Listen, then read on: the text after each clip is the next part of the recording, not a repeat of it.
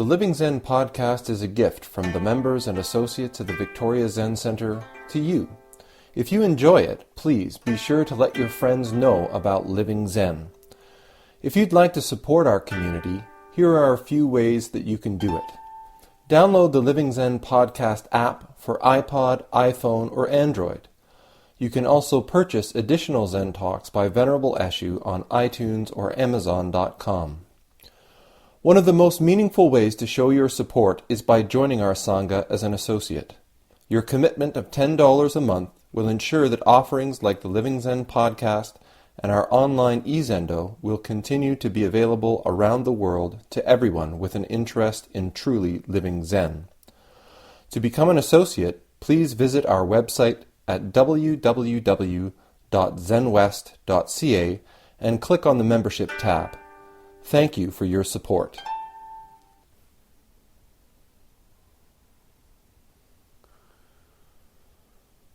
So today I wanted to kind of step back and take a look at what this practice is pointed at. Take a look at what we're engaged in when we come to do this practice. Lately, there's been a lot of kind of bumping against the form, bumping against the structure that we use in formal practice. And it's like people's blood pressure kind of goes up. Interactions between officers have been more charged than usual, and people get engaged in sort of figuring out what's going on in practice. And as I think I said last week maybe, for me, as a teacher, this is a wonderful thing to see, that people are not just doing their practice as a kind of hobby, but actually allowing themselves to immerse themselves in their practice, and things come up. It's important enough, it's invested in enough that people are connecting, feelings are arising, thoughts are arising. And so on the one hand, we can stand back and go, oh gosh, I'm getting so caught up in what's going on, or getting so caught up in doing this role, and that's a bad thing. But for me, it's wonderful, because if we're getting caught up in this form of practice, then certainly throughout the rest of our lives, and all the many aspects of our lives, we're getting caught up in other things as well. But what practice offers us is this very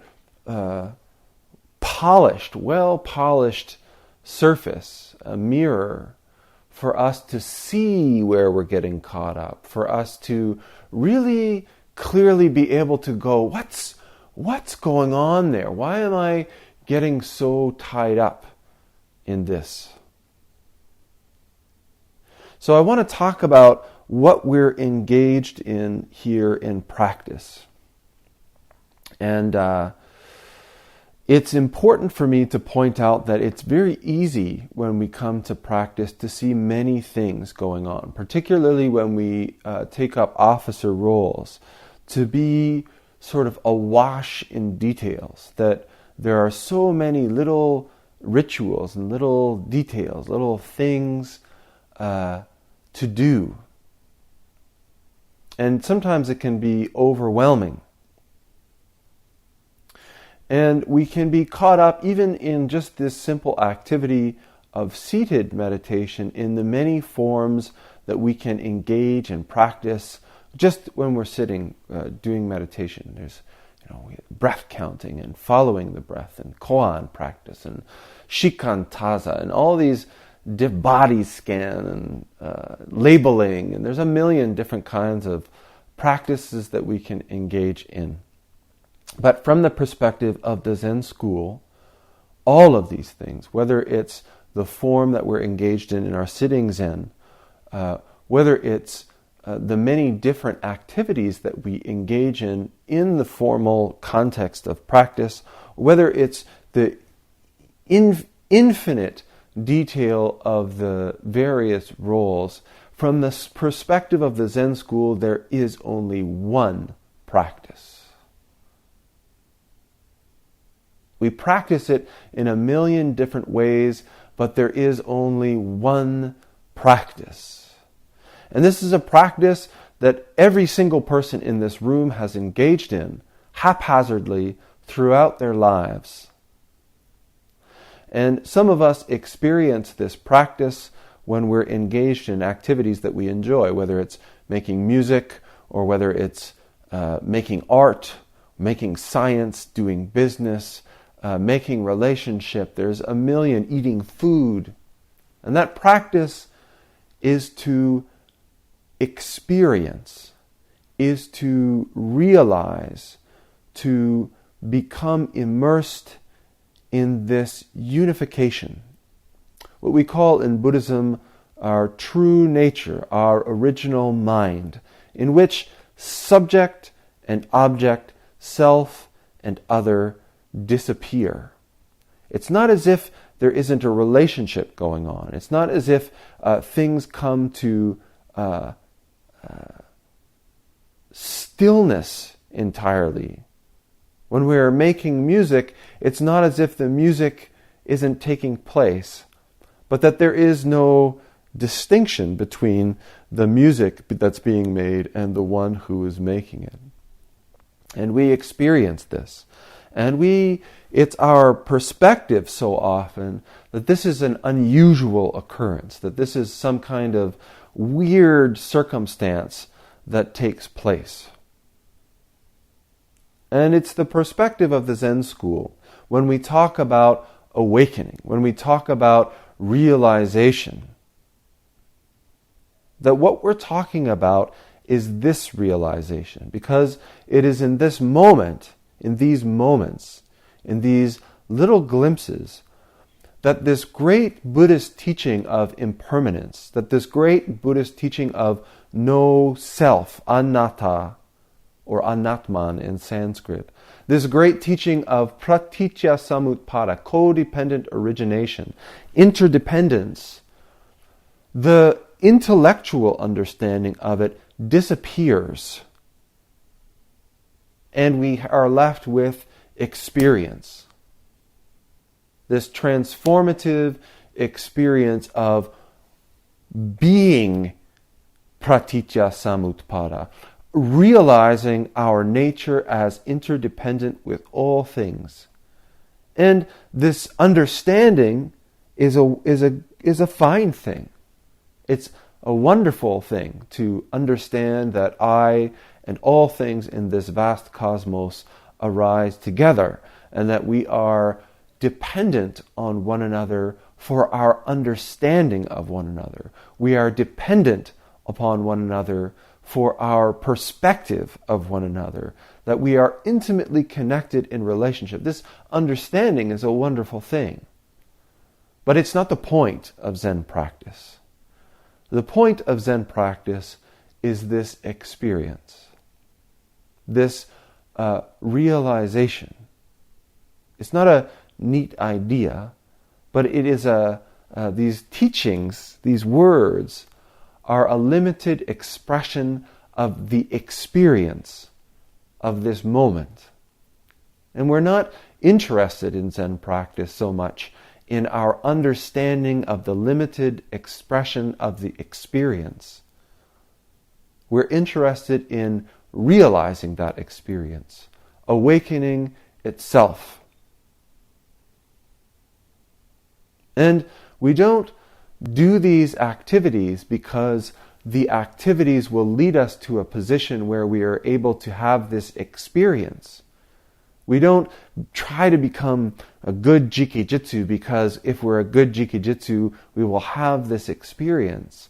We don't beat the drum or do the chanting or do the sitting because it will lead us to have this great experience. We don't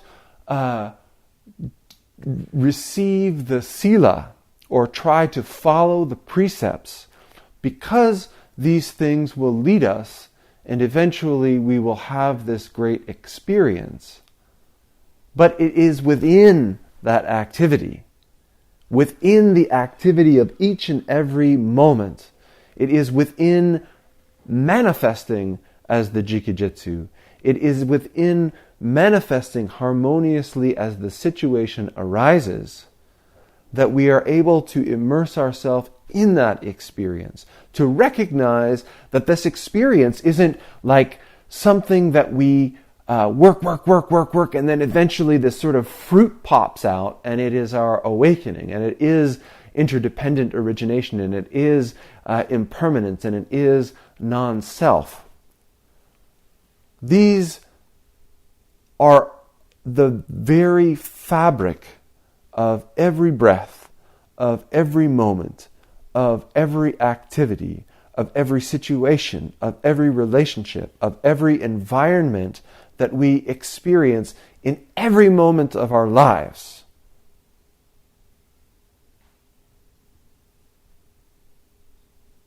The reason that we engage in these forms, the reason that so much emphasis is placed on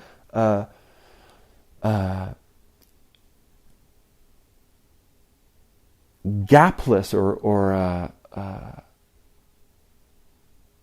smooth transformation is that our lives are this endless series of formless, cornerless, foldless transitions.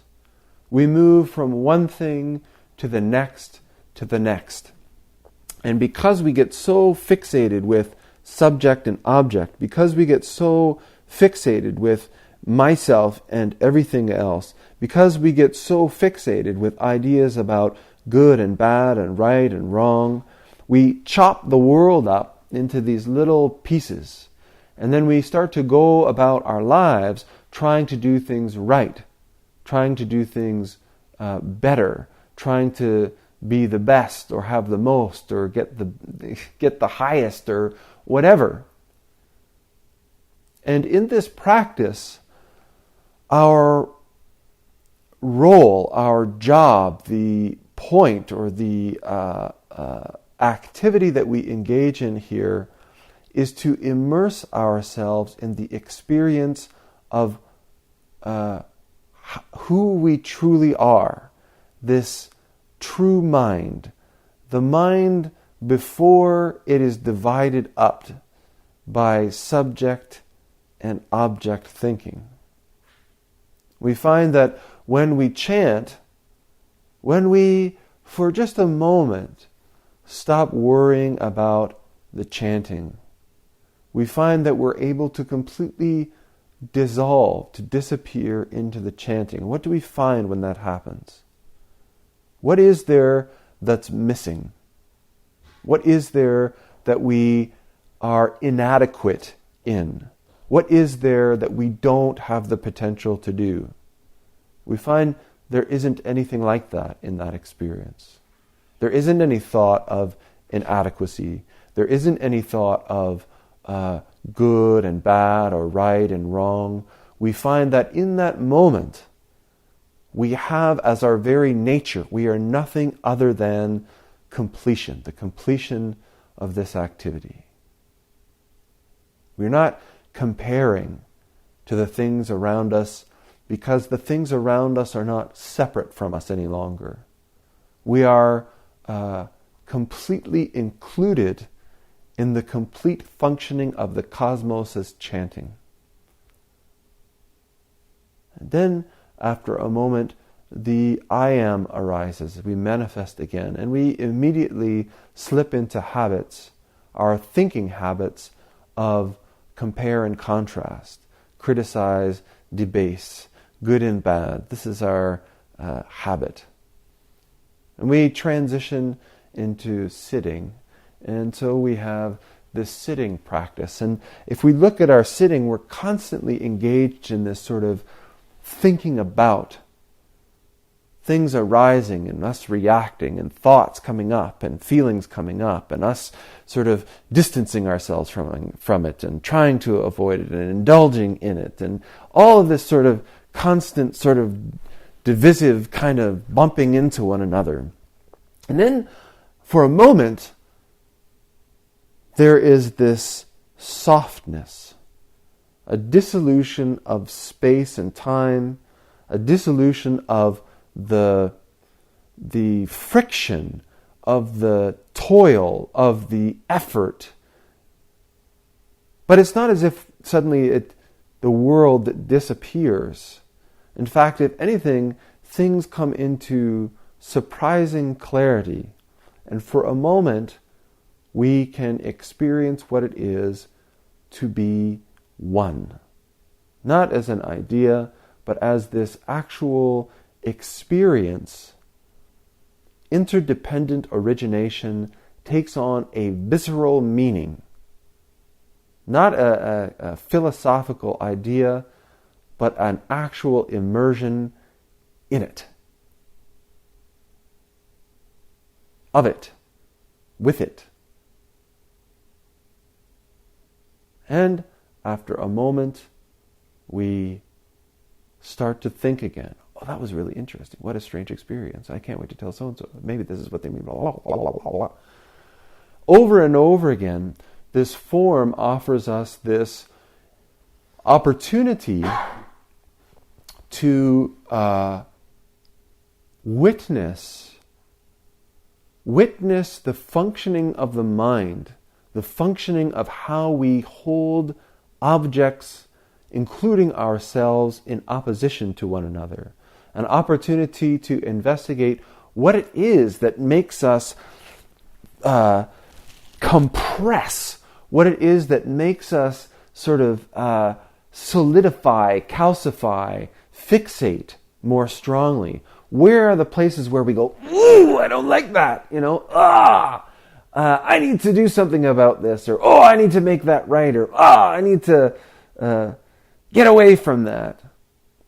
And it offers us an opportunity to witness those moments, or what activities allow us, or invite us, or remind us, or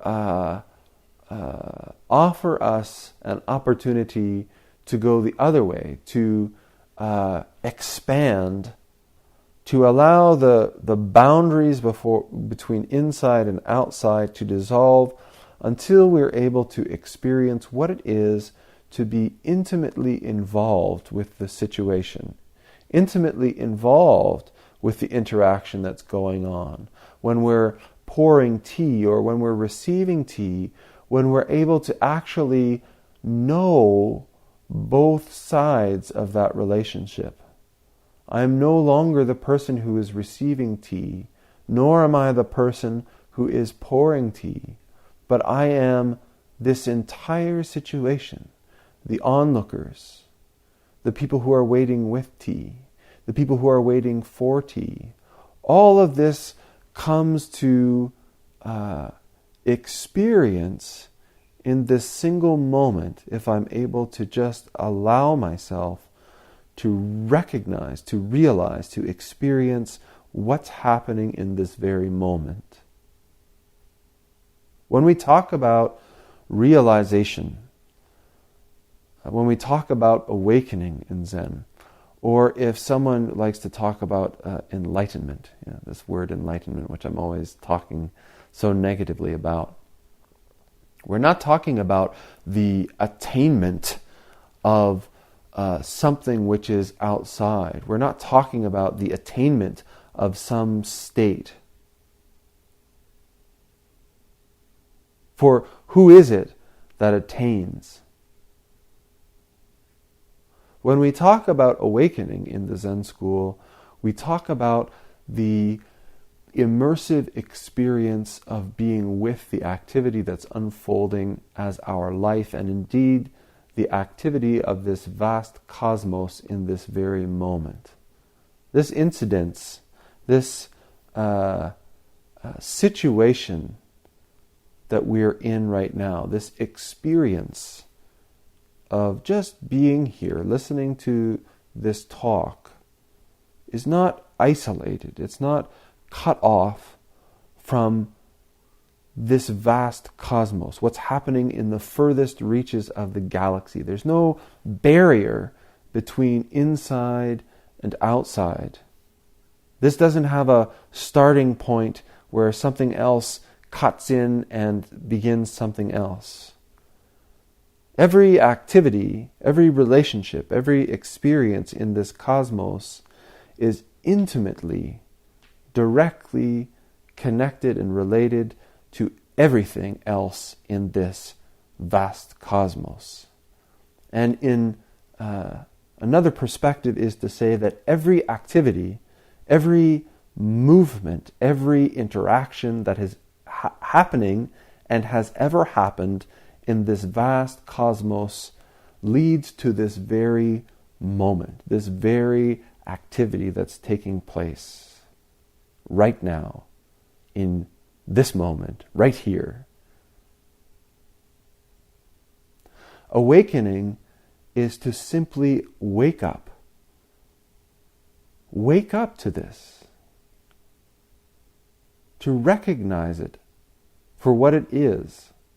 To experience that this idea of non-self, this idea that we are not somehow separate, that there isn't this thing that can stand outside of that, outside of this vast activity, that there isn't anything that is separate, distinct, outside, permanent, lasting, not as an intellectual idea, but in the experience of our moment-to-moment lives.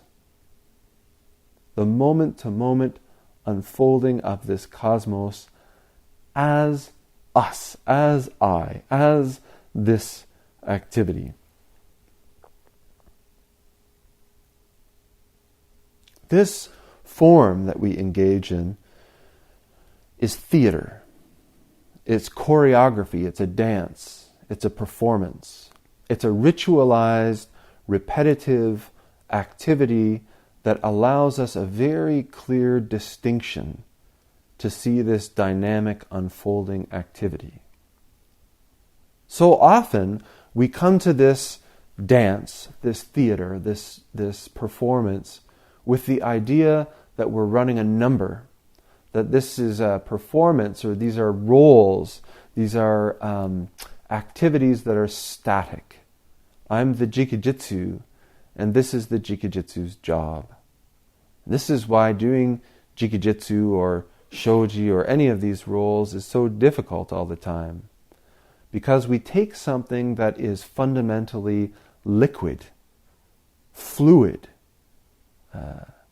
anything but static, and we have imposed the idea of rigidity to it, that it is a thing, that to be the jikijitsu or any of these other roles is a predictable or a fixed thing. Anybody who's done any one of these roles, if we take just a moment to consider whether this is the case, it's very easy to just reject this entirely. Although conceptually, yes, you're the person who rings 3 bells at the beginning of the sit. You're the person who defends the form, the structure of the zendo. You're the person who cooks and serves the food. You're the person who prepares the butsudan. Have you ever had the experience twice of anything? It isn't the case. So, we come to this situation, and our job is to die. Our job is to recognizing the structure, recognizing the form of the role, to pour a fluid into it, to pour a liquid into it, to be willing to transform and move as the situation arises. Now we construct situations in the form. So we can predictably say that this situation will arise when we come in where we will need to meet another person, receive tea. The situation will arise where we have to drink tea. The situation will arise where there is chanting and there is sound to be made. There is the situation where we need to bow. And so the practice that we have is how do we completely immerse ourselves in each of these situations to manifest appropriately, harmoniously? How do we manifest in a way which affirms our fundamental nature, this original source? This is the practice. So when we are engaged in formal practice, it's not about getting everything right. It's about how do you manifest your true nature. This is the basis of every one of the koans that you come across, particularly at the beginning. How do you manifest your true nature in this situation? When we are chanting, how do you manifest your true nature? When you're walking, how do you manifest your true nature? When you're sitting, how do you manifest this true nature? Regardless of what your practice is, regardless of what the activity is, regardless of what the situation is, how do you realize this teaching, this dharma or law, this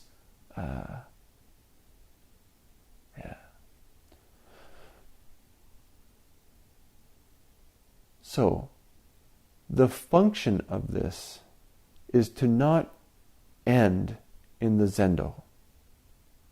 The function of this is not so that we can become really great dissolvers and realizers,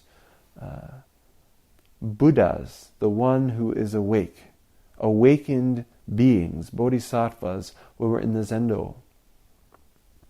The function of this is to allow us to realize, to awaken to this activity experientially. We know what it feels like. I don't like to use the word feeling because it has this connotation of like a tactile.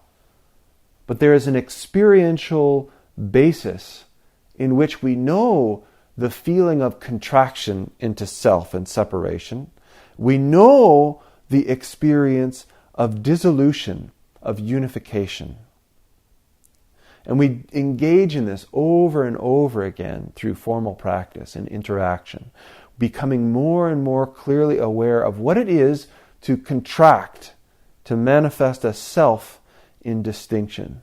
We know what it is to completely dissolve. We know how it is that what we do can impact that, impact how we break apart, to impact how we dissolve.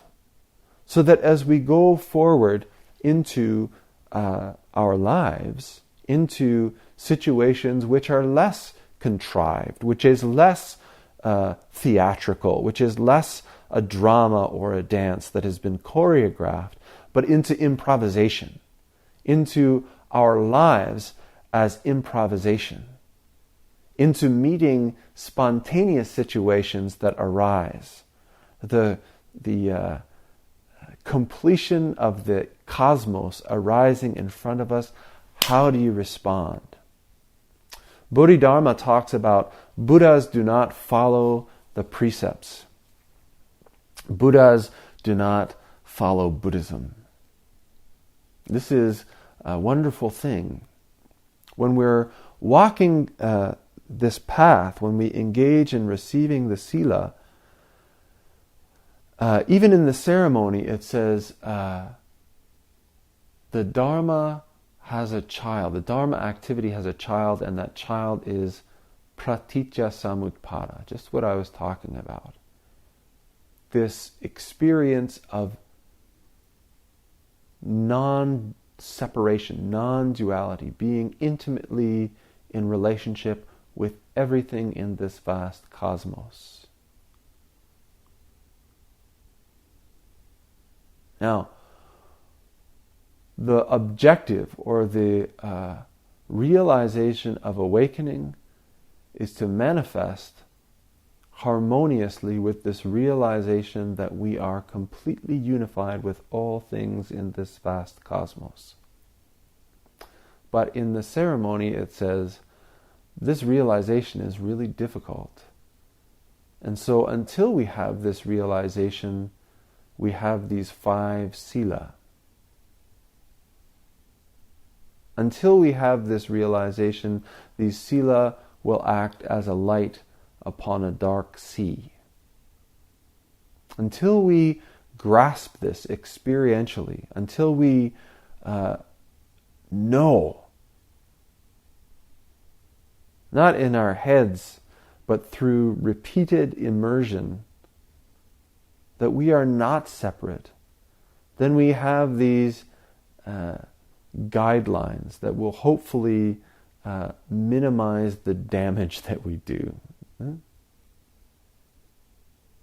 So the function of practice is not to become a good Buddhist, capital B, or even small b. It's not to follow the sila. It's not to maintain the forms or have a really good practice. But it is to awaken, to manifest ourselves as beings of awakening, bodhisattvas or Buddhas, the one who is awake. Externally, what we do here does not change. But it's important to really reflect on this approach, this realization, this underpinning of Zen practice, that it's not about being a good Buddhist. It's not about being a good Zen person. It's not about following the sila because there's some moral benefit to it. There is only one practice in Zen. I said it at the beginning, and I'll finish with it. This practice is awakening. In each and every activity that we do, whether we're sitting, whether we're walking, whether we're chanting, whether we're engaged in conversation, whether we're doing the dishes, whether we're cleaning the garden, whether we're taking the garbage out, whether we're picking up the dog shit, to recognize that we are not separate. That we and this vast universe are not broken into little bits, but are one unblemished body.